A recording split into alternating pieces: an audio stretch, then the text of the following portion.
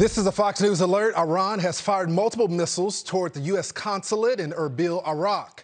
A senior U.S. official tells Fox none of the missiles hit the consulate. Our own Jennifer Griffin is reporting that there are Americans assigned to Erbil who live and work near the consulate, including military personnel.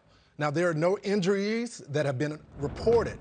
Here, a reaction to this breaking news is former CIA station chief and Fox News contributor Dan Hoffman. Dan, we're still getting more information on this. What can you tell us about this, and what does this mean for the U.S.?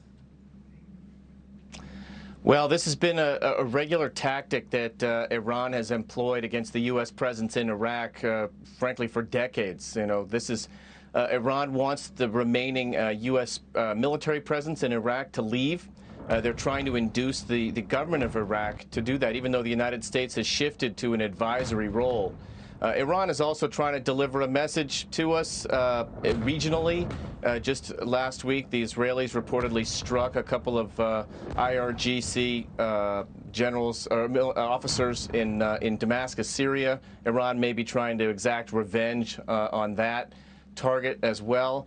And hardliners in Iran are, seeking leverage against us as we negotiate what, to me, looks like a pretty bad deal, a JCPOA nuclear deal that looks a lot like the first one, which was very flawed. Yeah.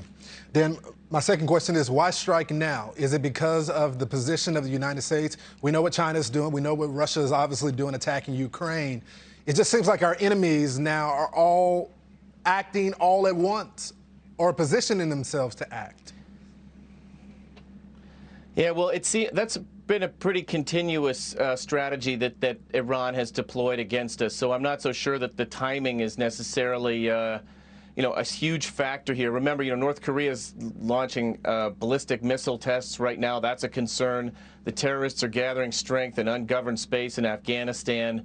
Obviously, we've got Russia's unprovoked barbaric invasion of Ukraine, and China threatening Taiwan and ripping us off in the United States. So there's a lot of threats out there. I'll tell you, when I was at the CIA, when Michael Morrell was our acting director, he used to tick off all those threats to our national security when we traveled together in war zones. And then he'd tell our young officers that the silver lining in all those dark clouds is that there was an important job for all of us to do on the front lines, protecting our nation, detecting all those threats to our national security so we could preempt them before they're visited on our shores. That's an issue with this strike in Erbil, is the extent to which we could have collected intelligence on the strike before it happened. Very hard to do, and especially if that strike happened from Iran as opposed to Iran using its proxy militias in country.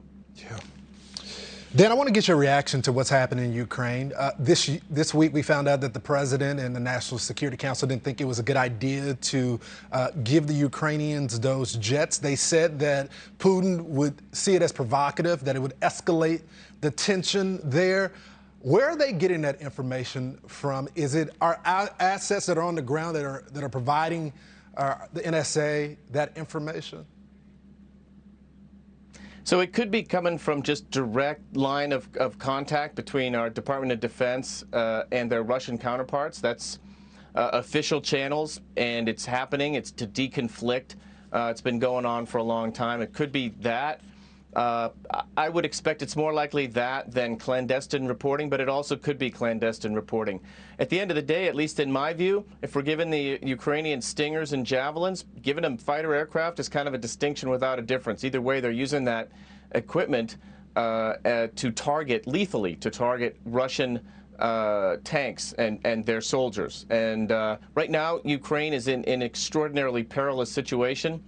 And I think one of the things for this administration, looking back, the question we'll have to ask is, did we do enough to deter the invasion in the first place? Well, the answer to that is no. We ran kind of a live Twitter feed of declassified CIA intelligence reporting on an imminent invasion, but we didn't help Ukraine prepare for it. We didn't help make it clear to Russia would be involved spilling an inordinate amount of their blood and treasure, so they went ahead and did it.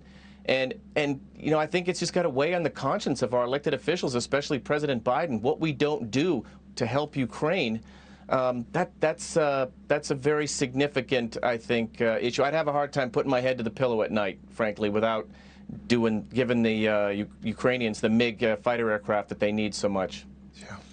Dan Hoffman, the former CIA station chief in Moscow, a man that knows his stuff. Dan, thanks so much for joining us on Cross Country tonight. Hey, Sean Hannity here. Hey, click here to subscribe to Fox News YouTube page and catch our hottest interviews and most compelling analysis. You will not get it anywhere else.